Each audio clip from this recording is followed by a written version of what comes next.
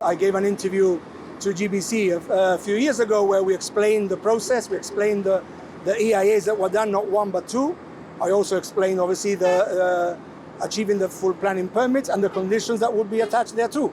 I think that's the reason why we asked you to come here today on site, to view for yourselves, to get an update obviously on the process on the coastal protection works. You've had that obviously.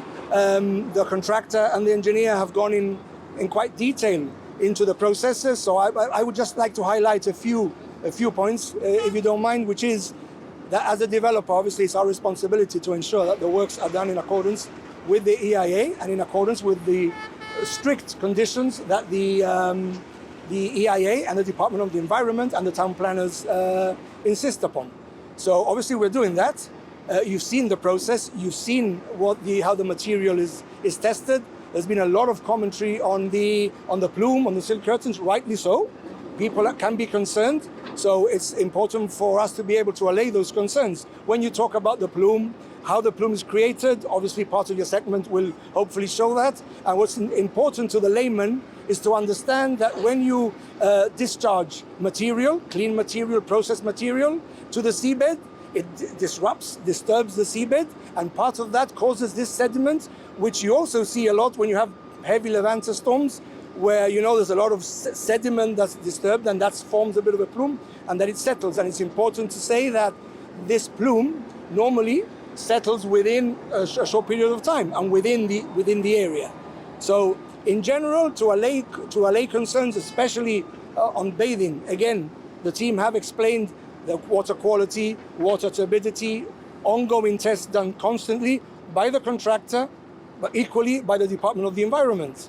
So there are mitigation measures in place, which you've seen today.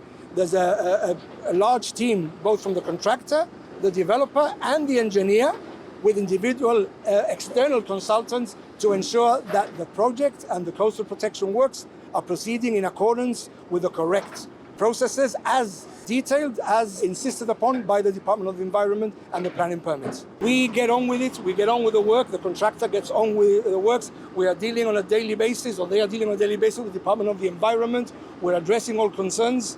We have a whole host of mitigation measures, health and safety measures, far beyond any other project. Yes, of course, it's a massive project, but far beyond any other project in Gibraltar. So we are a responsible developer with a responsible contractor trying to do things the right way. When you have commentary, everybody has the right to, of course, to any concerns that they may have, and we will hopefully answer that. And we have tried to answer that over the course of the works. But some comments, to be fair, I think are inflammatory comments.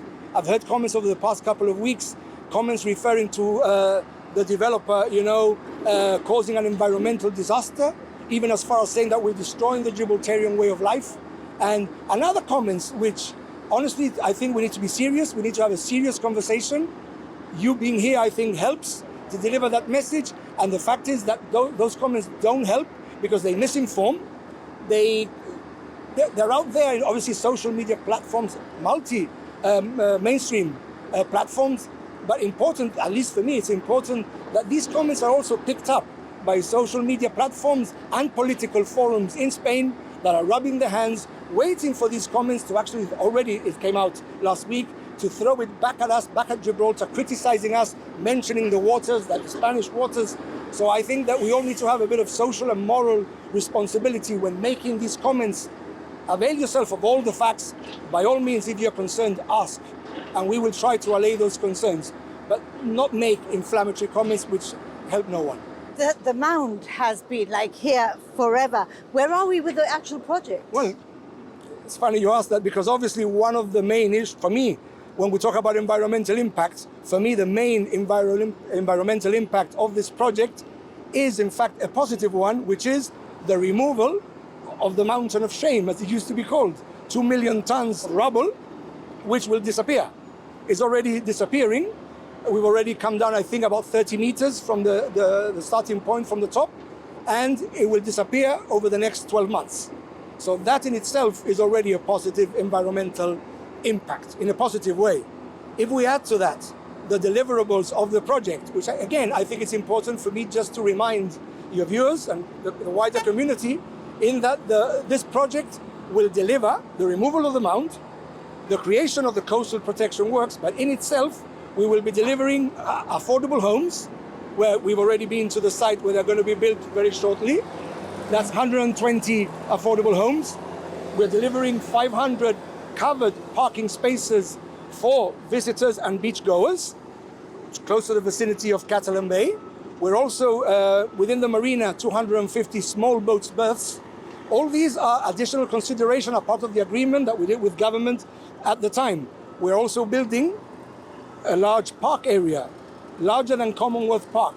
So as you can see, there are deliverables which, when there are concerns, I can understand those concerns, but looking at the bigger picture, we've always said that this is a transformational project for Gibraltar, and what we will be delivering is a project that will enhance the social and economic benefits and future of Gibraltar.